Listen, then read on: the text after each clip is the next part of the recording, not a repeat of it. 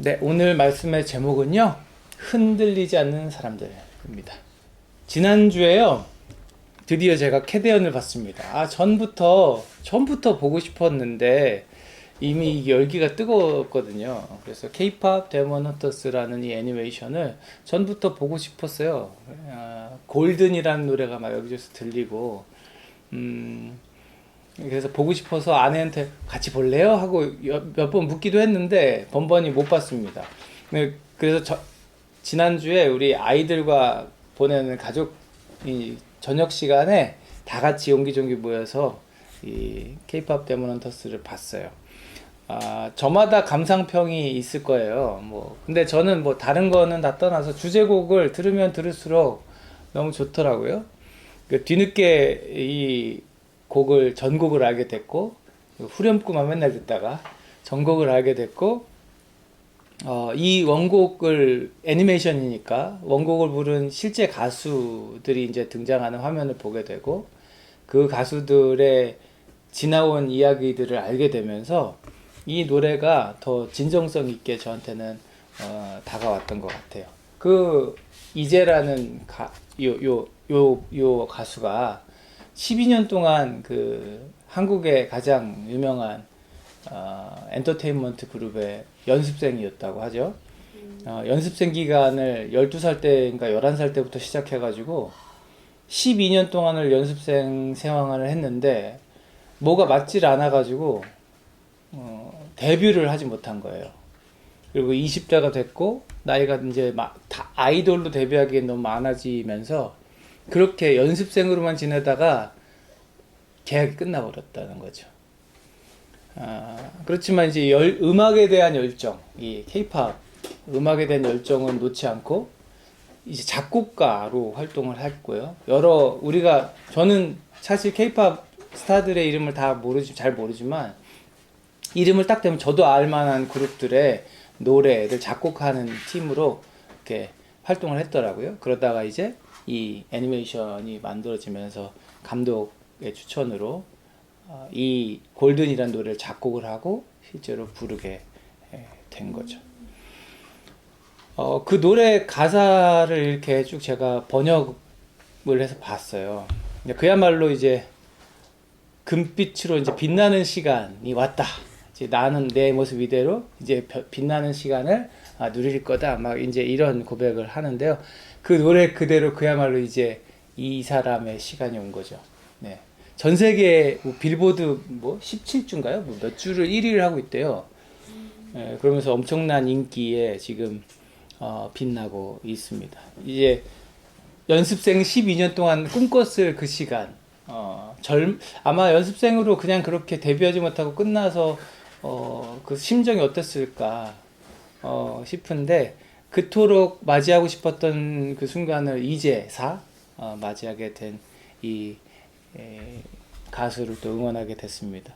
또 그리고 이 해외에 사는 사람으로서 이제 어디 가서요. 저는 처음에 이 노래를 모르고 그냥 듣고 영어로 막 나오다가 후렴구에서 한국말이 한 소절씩 막 나오는 거예요. 그래서 이게 뭔 노래지? 내가 잘못 들었나 했는데 아무튼 해외에 사는 사람으로서 이 K-팝을 통해서 사람들에게 한국을 알려준 가수에게 응원의 박수를 또 보냅니다. 삶이 뜻대로 되지 않던 아가씨가 아가씨라고 표현하면 좀 그런가요? 아가씨가 이제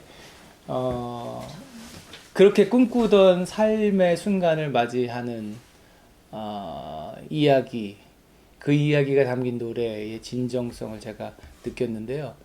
오늘 말씀 제가 묵상을 한 주 동안 하면서 삶이 뜻대로 되지 않는 사람들, 뜻대로 되지 않는 삶의 시간들을 보내는 이야기가 사도행전에도 있구나라는 생각을 하게 됐습니다. 우리가 지금 사도행전을 계속 묵상하면서 바울의 1차, 2차, 3차 전도 여행을 싹 살펴봤잖아요. 그죠? 그리고 지금은 어디 있어요? 바울이?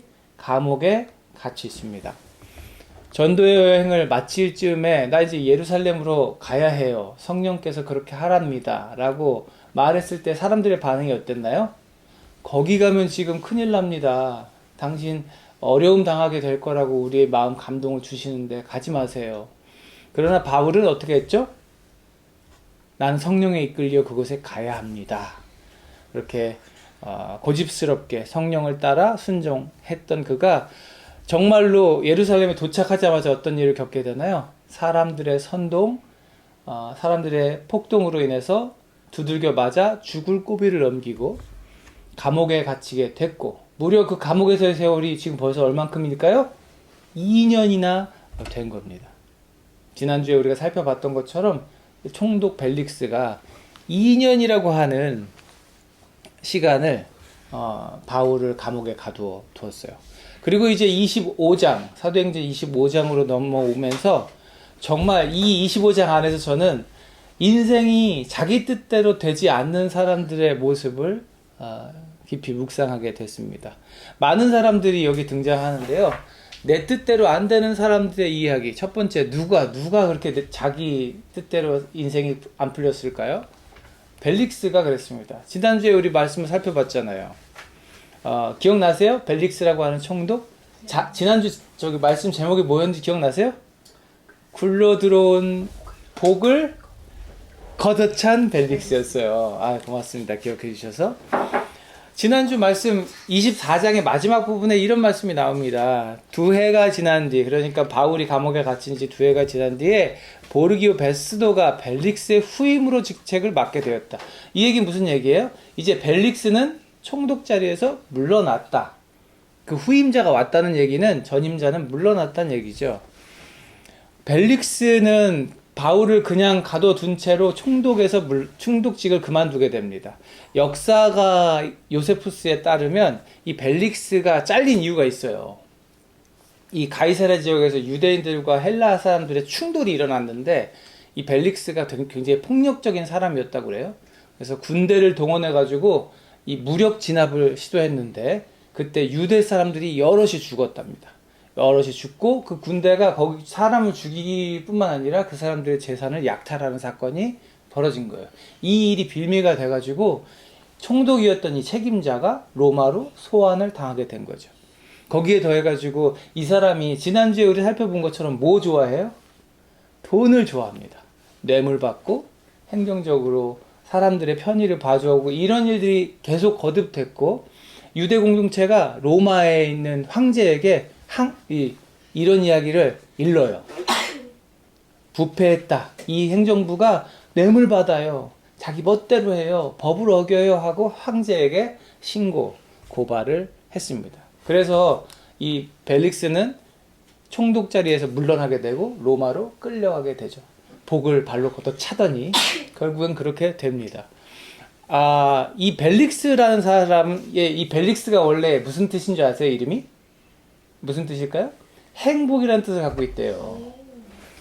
근데 이 사람의 인생은요, 이 이름, 행복이라는 이름하고 걸맞지 않게 불행하게 끝이 납니다. 왜 그랬을까요? 그의 탐욕 때문에 그랬어요. 끝없는 돈에 대한 욕심, 권력에 대한 욕심 때문에 잔인하게 사람들에게 대했고 악명 높은 사람으로 그렇게 삶을 마감하게 되는데, 그렇게 로마로 끌려가서요, 이 벨릭스의 형 이름이 뭐였더라? 형 이름이? 팔라스라고 하는 그 유력한 형이 도와주지 않았으면 그대로 큰 벌을 받을 뻔했다고 하죠.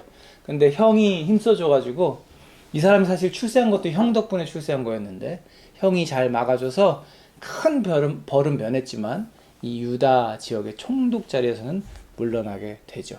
정치적 야망이 있었잖아요. 지난주에 제가 설명했죠. 부인하고 어떻게 사게 됐는지. 그에게 그녀는 세 번째 부인이었고, 그 부인에게 그는 두 번째 남편이었어요.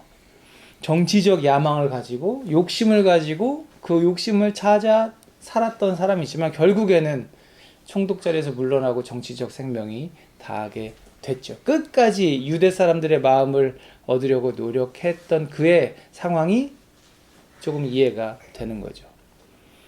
마음대로 안 됐어요. 뜻대로 안 됐던 삶을 살았어요.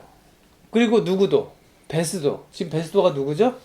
벨릭스 뒤에 온 총독 이름입니다. 이 베스도도요, 사실은 화려하게 지금 총독 자리에 올랐지만요, 그 인생이 뜻대로 흘러가지 않습니다. 보르기오 베스도, 이게 이제 이 사람의 풀네임인데요.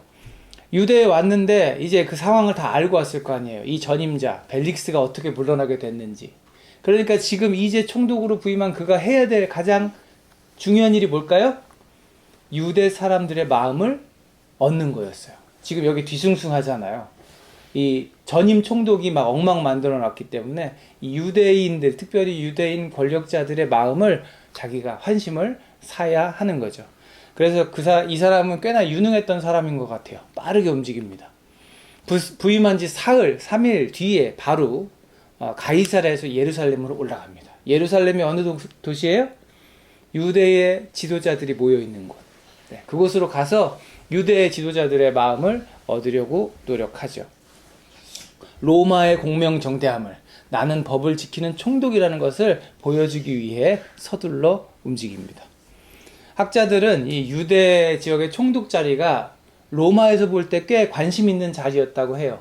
되게 시끄러운 지역이기도 하지만 이집트 여러 그 나라들의 길목에 있는 곳이었고, 그래서 정치적으로도 굉장히 중요한 자리였다고 해요. 그래서 이 베스도라고 하는 사람이 임명됐다고 하는 것은 이 사람이 능력 있는 사람이다, 없는 사람이다? 능력 있는 사람이었을 것이다를 우리 생각해 볼 수 있습니다. 학자들은 그렇게 얘기해요. 온화하고 합리적인 성품이었다. 예, 그러니까 꽤나 괜찮은 사람이 왔던 거죠. 유능하고 합리적인 사람이. 로마 입장에서 볼 때는 어떻게 앞으로 할 거라고 기대했을까요? 이 사람이 총독으로서 유대 지역을 잘 다스려 줄 것이다, 이렇게 기대했겠죠. 그런데 이 사람은요, 2년 정도 지난 후에 갑자기 죽게 됩니다. 화려하게 등장해가지고 잘 다스렸던 것 같은데, 그러다 갑자기 죽음을 맞이하게 돼 있어요. 성경에도 왜 죽었다는 얘기가 없고요. 역사 기록에도 이 사람이 죽은 이유에 대해서 제가 찾을 수는 없어요. 그러나 갑작스런 죽음처럼 자기 뜻대로 자기 힘으로 어찌 할 수 없는 일이 또 있겠습니까? 그러니까 정말 자기 인생 뜻대로 안 되는 삶을 살았던 거죠. 나중에 우리 보게 되겠지만 바울이 이 사람 앞에서 복음을 막 전해요. 그랬을 때 이 사람이, 야, 너 너무 공부 많이 해갖고 머리가 어떻게 된 거 아니야? 라고 이야기하는 장면이 나와요. 복음을 들었지만 이 사람도 어떻게 했다? 걷어찼다는 거죠. 네. 그렇게 어쨌든 이 베스도도 자기 뜻대로 흘러가지 않는 인생을 살았던 것만은 틀림없습니다. 또 누가? 유대 지도자들. 유대 지도자들, 그러면 여기에 누구누구가 포함되어 있을까요? 대제사장, 장로, 또 지도자라고 표현되는 사람들 다 들어가 있는 거예요. 유대 사회를 이끌던 사람들, 그러니까 그 사회의 리더들을 이야기합니다. 정치와 사회를 딱 손에 넣고 마음대로 나라를 좌지우지하던 사람들. 그러면 이 사람들은 그냥 볼 때는 다 자기들 마음대로 할 수 있는 것 같잖아요. 그리고 이 사람들이 늘 자기 마음대로 하는 근거가 뭐예요? 율법이에요, 율법. 율법에 따라 내가 너를 이렇게 벌할 거야. 율법에 따라 우린 이렇게 해야 돼 하고 사람들에게 항상 이야기했죠. 율법을 근거로. 그렇지만 사실 들여다보면 이 사람들이 그렇게 율법을 목숨처럼 지키는 사람들이었을까? 어떻게 생각하세요? 그건 아니었습니다. 자신들의 권력과 자신들의 기득권, 그러니까 그 마음대로 할 수 있는 능력을 위해서 율법을 잘 활용했던 사람들이죠. 그래서 그들을 지적하는 예수님이 딱 등장하셨을 때 이들이 어떻게 했죠? 못 박아 죽여라. 예수님을 십자가에 못 박아 죽인 이들이 바로 이 사람들이었습니다. 그렇게 예수의 소동을 다 잠재운 줄 알았는데 예수님이 십자가에 죽으시고 부활하신 사건 이후에 무슨 일이 자꾸 벌어져요? 그의 제자들이 자꾸 예수의 도를 전하고 다니잖아요. 그러다가 지금 아주 골치 아픈 사람 하나가 나타났어요. 누구? 사도 바울이 나타났어요. 자꾸. 그전에는 예수쟁이 붙잡으러 돌아다니던 자가 갑자기 어느 날 뭐가 어떻게 됐는지 180도 달라져서 나타나가지고는 예수의 도를 전하는 사람이 됐다는 거예요.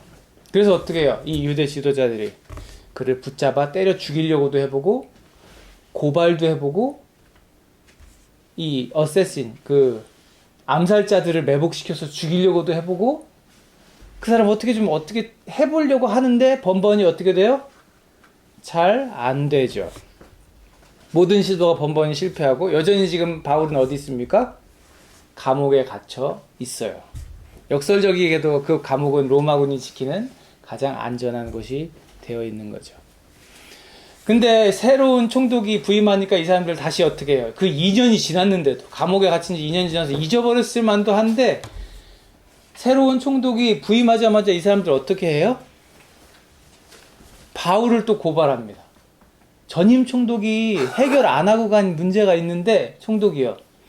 이 바울이라는 자 좀 어떻게 좀 해주십시오 하고 다시 고발을 하더라는 거죠. 제발 예루살렘으로 불려 올려달라고 공정한 재판을 하게 해달라는 얘기예요. 사실은 그 길에 사람을 매복시켰다가 바울을 죽일 계획이었다. 누가는 그렇게 기록하고 있습니다. 그렇지만 베스도가 이 이야기를 들어주던가요? 이들 뜻대로 되던가요? 그렇지가 않은 거예요. 바울은 가이사랴에 잘 감금되어 있으니 당신들이 그를 고발하고 싶으면 가이사랴로 오시오. 거기서 고발하시오 하면서 간청을 들어주지 않습니다. 유대 지도자들도 참 좀 뜻대로 안 돼요. 그죠? 자기들 뜻대로 일이 되지를 않습니다. 그리고 진짜 인생 자기 뜻대로 안 되는 사람 하나가 있죠. 누굴까요? 사도 바울입니다. 뜻대로 안 되는 걸로 따지면 바울만한 사람이 또 없을 거예요. 복음 전하러 다닌 것밖에 없는데 사방팔방에 아주 자기 싫어하는 사람들이 수두룩 빽빽이에요. 막 거짓말쟁이라 그러고 뭐 선동자라 그러고 죽일 놈이라 그러고 자기를 적으로 생각하는 유대인들이 너무 많아요. 어딜 가도 자기를 모함하고 죽여야 된다고 소리치는 사람들이 있었습니다. 그 사람들이 막 와서 두들겨 패고요. 고발해가지고 감옥에 갇히고요. 자기가 죄 없다고 그렇게 변호를 했는데도요. 그리고 고소하는 사람들이 증거를 들이대지도 못하는데도요. 그는 억울하게 2년 동안 감옥에 갇혀 있었습니다. 생각해보세요, 여러분. 나 잘못한 거 아무것도 없는데 2년 동안 여러분을 누가 감옥에 가뒀다고 생각해보세요. 2년 동안. 요즘엔 군대도 2년보다 짧아요. 2년 동안. 미치고 팔짝 뛸 노릇인 거예요. 신임 총독이 왔지만 바울은 여전히 감옥에 있고요. 자신을 가둬놨던 그 악명 높았던 전임 총독이 이제 사라졌으니까, 그리고 합리적이고 꽤 유능해 보이는 사람이 왔으니까 기대를 내심했는데 그래서 증거를 대지 못하는 사람들 앞에서 변호도 다 했고 나 죄 없습니다. 유대 사람의 율법이나 성전이나 황제에 대해서 아무런 죄가 없습니다라고 항변했는데 베스도가 뭐라고 하죠? 예루살렘 가서 재판받지 않겠습니까? 이 이야기를 하는 이유가 뭐래요? 베스도가 유대 사람의 환심을 사기 위해서 그렇게 말했다고 합니다. 그러니까 지금 상황이 어떻게 돌아가는 거예요? 공정한 재판을 기대할 수 있다 없다? 없다. 네. 그렇게 공정한 재판을 기대할 수 없는 상황 가운데서 이제 바울이 이야기하기 시작합니다. 저는요 로마 시민이고요. 로마의 황제의 법정에 서 있고요. 저는요 당신이 이야기한 것처럼 예루살렘에 끌려 올라가 가지고 거기서 불합리한 재판을 받을 이유가 없습니다. 그러면서 뭐라고 해요? 난 죄 없고요. 자꾸 그렇게 이야기하시면 나는 황제에게 상소합니다. 아이고 이거 아니죠. 나는 황제에게 상소합니다. 이렇게 말해요. 상소가 뭔지 모르시죠? 여러분 우리나라 재판에도 여전히 그 장치가 있는데요. 1심, 2심, 3심 재판을 3번 합니다. 한 번 재판에서 판결을 냈는데 이 사람이 억울해요. 그럼 나는 이 판결을 받아들이지 못하겠습니다 하고 그 위에 법정에 또 상소합니다. 그러면 두 번째 재판을 받게 되고 또 판결을 합니다. 그랬는데도 나는 이 죄 억울하게 누명을 썼다 싶으면 다시 한번 상소할 수 있어요. 그러면 마지막 법정에 가서 대법원에서 최종적인 선고를 하게 되죠. 그러니까 이 죄지었다고 의심되는 사람이 끝까지 억울한 일 당하지 않도록 1심, 2심, 3심의 제도를 마련해 놓은 거예요. 이 당시에도 그랬어요. 로마의 시민은요, 함부로 재판받고 즉결 처형 당할 수 없었어요. 나는 로마에 가서 황제 앞에서 재판받겠습니다라고 상소하면요, 여기에 모든 재판은 중단되고 그는 황제 앞에 가서 자기의 억울함을 이야기할 수 있었던 거예요. 그래서 지금 나는 황제에게 상소합니다 라는 이야기는 바꿔 말하면 무슨 얘기가 되는 거예요? 나는 로마로 갈 겁니다. 나를 로마로 보내주십시오. 여러분, 이 얘기 듣고 뭐가 기억나야 돼요? 이 얘기 듣고 뭐가 기억나야 돼요? 사도행전 23장에서 우리 봤잖아요. 용기를 내라! 바울에게 말씀하시면서 하나님 뭐라고 그러셨어요? 너는 예루살렘에서 증언한 것 같이 로마에서도 증언해야 한다. 이 주의 말씀이 이루어지는 순간이었죠. 사랑하는 여러분, 제가 오늘 본문의 배경 설명과 여러 가지를 하느라고 시간이 많이 흘렀습니다. 말씀을 좀 정리해 볼게요. 우리의 인생요, 우리의 뜻대로 흘러간다면 얼마나 좋을까요? 그렇죠? 여러분 한번 상상해 보세요. 내가 생각한 대로, 그 옛날에 유재석 씨가 불렀던 노래 있잖아요. 말하는 대로, 생각한 대로 할 수 있다면, 내가 생각한 대로, 내가 뜻하는 대로, 내가 원하는 대로만 인생이 흘러간다면 얼마나 좋을까요?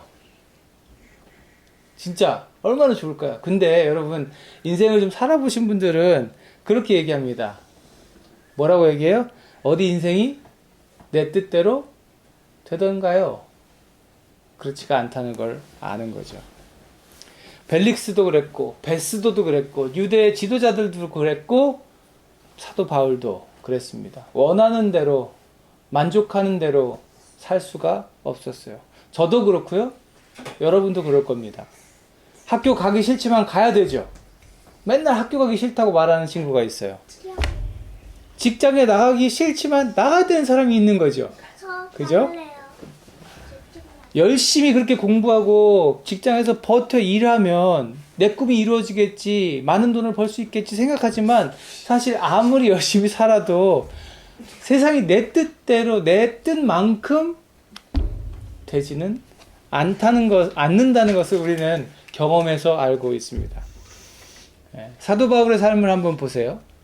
자기가 가말리엘 선생님 밑에서 열심히 공부했을 때, 그렇잖아요. 좋은 학교 나왔는데, 자기가 지금 여기 감옥에 갇혔고 이러고 있을 걸 그때는 생각이나 했을까요?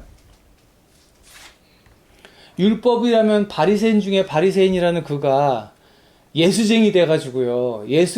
예수쟁이들 붙잡으러 다니던 사람이 예수쟁이가 돼가지고 복음 전하게 될 거라고 그가 어린 시절에 꿈에라도 생각해 봤을까요? 돌로 쳐서 예수쟁이를 죽이는 현장에서 서 있었던 그가 잘 됐다, 아주 잘 죽었다 했던 그가 예수쟁이가 될 거라고 상상이나 했겠냐는 거예요. 그리고 성령에 이끌려서 예루살렘에 돌아올 때 환난과 핍박을 당할 거라고 했는데 2년이나 감옥에 갇히게 될 거라고 생각이나 했을까요?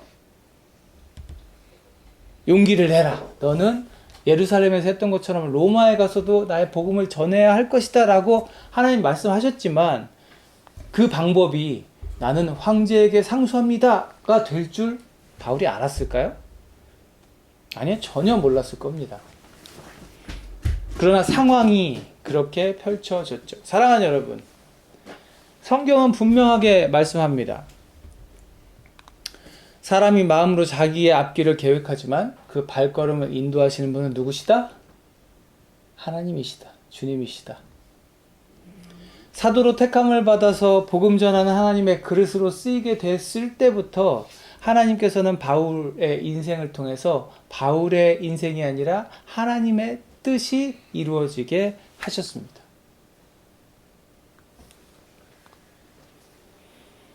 주의 말씀은 이렇게 나와 있어요. 그러나 이 모든 일이 일어나기에 앞서 사람들이 너희에게 손을 대어 박해하고 너희를 회당과 감옥에 넘겨줄 것이다. 너희는 내 이름 때문에 왕들과 총독들 앞에 끌려갈 것이다. 그러나 이것이 너희에게 증언할 기회가 될 것이다. 주님께서 말씀하셨어요. 바울이 주님을 만나기 한참 전에 그런데 이 약속의 말씀이 바울을 통하여 이루어진 거죠. 주님께서 바울을 부르실 때 이렇게 말씀하셨습니다. 가거라. 그는 내 이름을 이방 사람과 임금들과 이스라엘 자손들 앞에 가지고 갈 내가 택한 그릇이다. 그가 내 이름을 위하여 얼마나 많은 고난을 받아야 할지 내가 그에게 보여주려고 한다. 어떤 고난인지 몰랐어요. 그렇지만 이미 예정됐던 그 많은 고난을 바울이 지금까지도 받고 있는 거죠. 방법은 몰랐지만 주의 말씀대로 그는 이제 로마로 가게 됐습니다.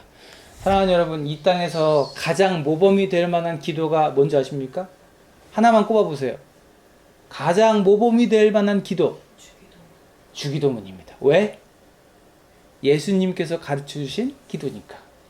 가장 모범이 되는 기도입니다. 그리고 그 주기도문의 한 구절에 무슨 구절이 있어요? 아버지의 뜻이 하늘에서와 같이 땅에서도 이루어지게 하소서. 하나님의 뜻이 이 땅에서 이루어지는 그 위대한 일에 사용되는 것만큼 큰 복은 없는 줄로 여러분 믿으시길 바랍니다. 하나님의 뜻이 땅에서도 이루어지는 그 놀라운 계획 가운데 사용되는 것이 얼마나 큰 복인지를 깨닫게 되는 저와 여러분 됐으면 좋겠습니다. 그런 면에서 볼 때 사도 바울의 인생은요, 자기 뜻대로 가지 않았지만, 뭐 하나 자기 마음대로 되는 거 없었지만, 너무나도 복되고 은혜가 충만한 삶이었다. 우린 이렇게 말할 수 있겠죠. 오늘 본문 묵상하면서요, 바울의 삶을 묵상하면서요, 그런 생각했습니다. 성령에 이끌려 자신을 온전히 내어드림으로 하나님께서 즐겁게 사용하시는 그릇이 되어 하나님이 원하시는 대로 사용당할 수 있다면 얼마나 신나는 삶일까? 어쩌면 주님께 드려진 그 순간, 주님이 나의 삶의 주인이십니다라고 고백한 그 순간, 내가 원하는 삶이라는 건 지워진 게 아닐까? 바울의 삶은 그랬을 것 같아요. 예수님이 선장되신 그 배에 탁 올라서요, 성령의 이끄심을 따라 흘러가는 그 배 위에서 최선을 다해 그때그때 주어지는 일을 최선을 다해 열심히 해낸 삶, 나에게 주어진 그 일에만 집중해서 이 배를, 인생이라는 배를 몰고 가시는 그 예수님을 신뢰함으로 내게 주어진 일만 최선을 다했던 삶이 아니었을까. 돌아보니까요, 제 인생도 그런 면이 있어요. 다시 돌아가라고 해도 돌아가고 싶지 않은 20대 시절의 제 모습을 떠올려 보면 내 인생의 설교들을 그려놓고 그대로 살려고 아등바등 했던 때가 가장 힘들었던 때였던 것 같아요. 그러다가 그 모든 내가 그려놓은 설계도를 지우고 하나님의 계획이라는 것을 깨달으며 하나님이 내 인생을 쓰시기 원하는 그 그림을 내 인생으로 받아들여 순종했을 때, 그때부터 제 인생은 하나님이 책임지시는 인생이 된 줄로 믿습니다. 바울이 택함 받았을 때 그런 생각을 한 사람들이 있을 거예요. 왜 바울이야? 왜 저놈이야? 저 나쁜 놈이 왜 하나님 복음 전해? 그때는 몰랐을 겁니다. 누가 율법을 들이대도 꿀리지 않을 사람, 히브리어, 아람어를 잘할 뿐만 아니라 헬라어도 잘하는 사람, 유대 지도자도 건드릴 수 없는 로마의 시민권을 가진 사람, 큰 도시에서 태어나가지고 여러 큰 도시를 다녀도 주눅들지 않을 담대한 사람, 그 적임자가 바울이었다는 것을, 그리고 그 모든 삶의 이야기를 만들어 놓으신 하나님께서 바울을 사용하기로 원하시고 택하셨다는 것. 사랑하는 여러분, 세상 사람들은 일이 잘 되면 운이 좋았다고 말해요. 그렇지만 성도인 저와 여러분은 일이 잘 되면 뭐라고 말해요? 하나님의 은혜라고 고백합니다. 세상 사람들은 일이 안 되면 운이 없었다고, 뭐 때문이라고, 누구 때문이라고, 돈이 없어서라고, 뭐 때문이라고 상황과 환경과 운을 이야기합니다. 그러나 성도인 저와 여러분, 일이 안 되면 어떻게 해요? 어떻게 해야 돼요? 하나님의 뜻을 구하며 기도해야 하는 거죠. 그리스도인들이 범사에 모든 일에 감사할 수 있는 까닭은 내 삶의 주인이 하나님이시라는 것을 믿기 때문입니다. 내 인생에 키를 주신 분이 예수님이라는 것을 신뢰하고 믿기 때문입니다. 그래서 우리는 일희일비 하지 않을 수 있어요. 내 뜻대로 흘러가든 주님 뜻대로 흘러가든 그 모든 것이 주님의 은혜라고 고백할 수 있어요. 어떤 상황에서도 당황하지 않을 수 있고요. 어떤 상황에서도 흔들리지 않을 수 있습니다. 오늘 말씀의 제목이 뭐예요? 흔들리지 않는 사람들. 나를 사랑하시는 하나님을 알기 때문이죠. 나를 책임지시는 하나님을 믿기 때문이죠. 어떤 문제가 다가와도 그 문제보다 크신 하나님을 믿기 때문입니다. 이사야 말씀으로 오늘 말씀을 마무리하려고 합니다. 흔들리지 않는 성도들이여, 우리 이 말씀을 함께 고백해 봅시다. 같이 읽어봐요. 시작. 내가 너와 함께 있으니 두려워하지 말아라. 내가 너의 하나님이니 떨지 말아라. 내가 너를 강하게 하겠다. 내가 너를 도와주고 내 승리의 오른팔로 너를 붙들어 주겠다. 주님의 말씀입니다. 아멘. 이 말씀 붙들고요, 우리 삶의 어떤 상황 속에서도 흔들리지 않는 모습으로 주 앞에 서 있는 저와 여러분 되시기를 주님의 이름으로 축복합니다. 네, 기도하겠습니다. 하나님 감사합니다. 삶의 모든 문제들 앞에서도 우리가 두려워하지 않고 떨지 않고 물러서지 않을 수 있음은 나와 함께 하시는 하나님이 계심을 믿기 때문입니다. 약속의 말씀으로 우리에게 주셨습니다. 내가 너와 항상 함께하리라. 두려워하지 말라, 놀라지 말라. 내가 너의 하나님 됨이라. 주님께서 말씀하신 이 약속의 말씀을 붙들고 오늘도 우리의 삶의 현장에서 담대하게 살아가길 원합니다.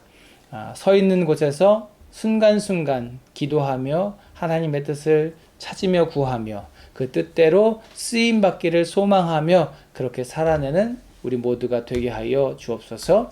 이제는 우리 구주 예수 그리스도의 은혜와 아버지 하나님의 무한하신 사랑하심과 성령님의 내주 감화 감동 교통하심이 흔들리지 않는 믿음으로, 흔들리지 않는 삶의 모습으로 주님 앞에 서길 결단하고 다짐하는, 그리고 어떤 상황에서도 주님을 믿는 믿음 안에서 담대히 그 모든 문제들을 이겨내겠다 결단하고 다짐하는 여기 있는 주의 사랑하는 백성들 머리 위에 이제로부터 영원토록 함께 하시옵기를 간절히 축원하옵나이다. 아멘.